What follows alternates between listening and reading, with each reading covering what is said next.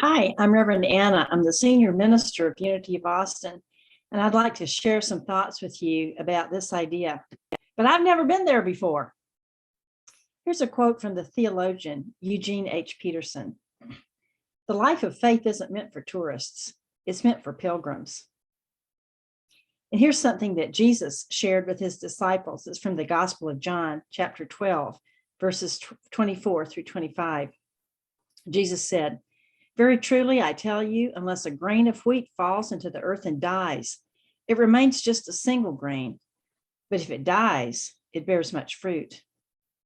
Those who love their life will lose it, and those who hate their life in this world will keep it for eternal life."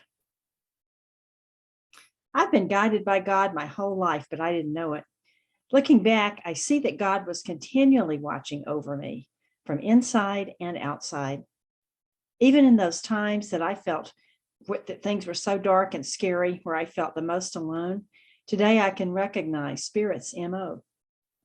In my late 20s, life experiences overwhelmed my coping mechanisms, and desperately needing better resources, I woke up to the reality of God's presence.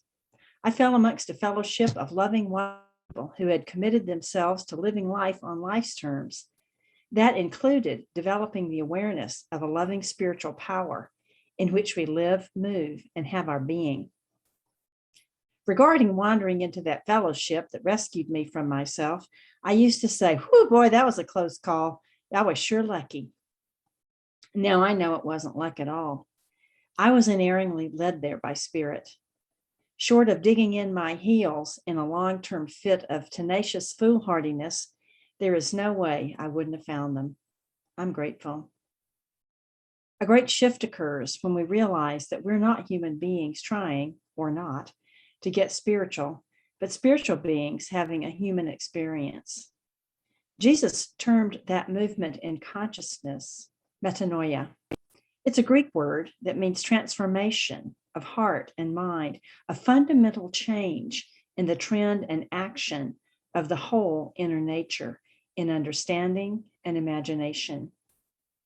Metanoia reveals us to ourselves. We see who we are in a wholly new light. It propels us to live from the assurance of inner strength and power. We don't literally, in our modern wording, quote, hate our life, as the verse from the Gospel of John that quoted above reads. What we do understand is that our outer experiences are not the places to hang our hats of ultimate security. We lift up the quality of our lives by letting them be permeated with the love, abundance, and peace of spirit. We remove our roots from superficial circumstances and plant them in God, literally making a radical change.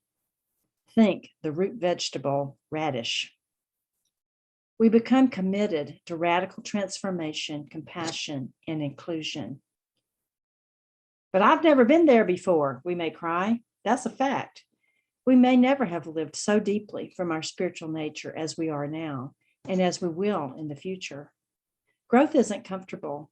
It calls everything forth from us. It stretches us into new places. Yet when we get still and open ourselves to noticing, we find that we're more at home than we've ever been. We're not tourists visiting a foreign country. We're pilgrims making our way home in the love and the light of the living, risen Christ. God bless you. Thanks so much for being here.